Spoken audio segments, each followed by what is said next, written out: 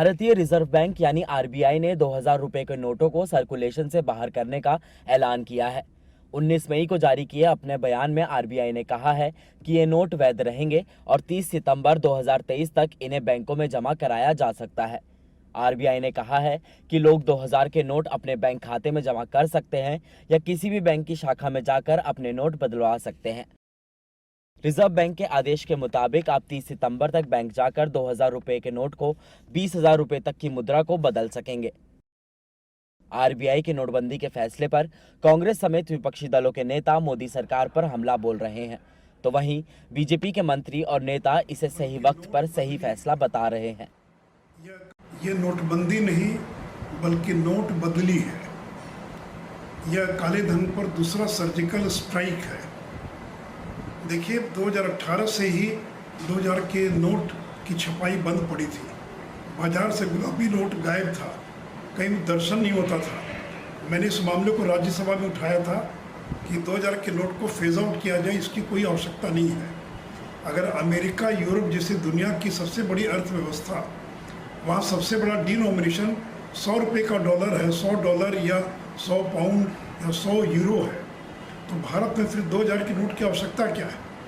और देखिए जब नोटबंदी लागू हुई तो उस समय 500,000 रुपये के नोट को बैन किया गया था। तत्काल लोगों को मुद्रा की आवश्यकता थी और 500,000 का नोट तत्काल छाप कर देना संभव नहीं था, तो इसलिए 2000 का नोट तात्कालिक राहत के रूप में लाया गया था। एक तरफ जहां बीजेपी के नेता इस नोटबंदी का फायदा गिना रहे हैं और इस काले धन के खिलाफ दूसरा बड़ा एक्शन बता रहे हैं, तो वहीं कांग्रेस केंद्र सरकार को घेरे में लेकर कह रही है कि जब नोटबंदी करनी ही थी तो इसे लाए ही क्यों। मोदी जी ने 500 और 1000 रुपए के नोट को डिमोनेटाइज कर दिया था, मतलब प्रतिबंधित कर दिया था। यह अलग बात है कि 99% प्रतिबंधित पैसा बैंकों के पास वापस आ गया। 16,000 करोड़ रुपए मात्र आरबीआई के पास नहीं आए। लेकिन चौंकाने वाली बात यह है कि नई करेंसी छापने में ही 21,000 करोड़ रुपए खर्चा हो गए और एटीएम रिकैलिब्रेशन अलग से करना पड़ा। तो इससे मिला क्या? आपको समझाती हूं इससे क्या मिला। इससे मिला हमारा जीडीपी ग्रोथ रेट आधा हो गया, 8.2 से 4.1 हो गया। 35 लाख नौकरियां तो तुरंत नष्ट हो गई। कल कारखाने, लघु मध्यम उद्योग बंद हो गए। लेकिन मोदी जी की सेहत पे कोई फर्क नहीं पड़ा। वो अलग बात है कि 7 साल से नोटबंदी का नाम नहीं लेते हैं।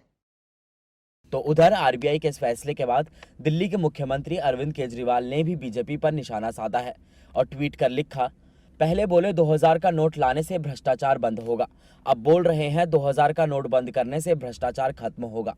इसलिए हम कहते हैं पीएम पढ़ा लिखा होना चाहिए।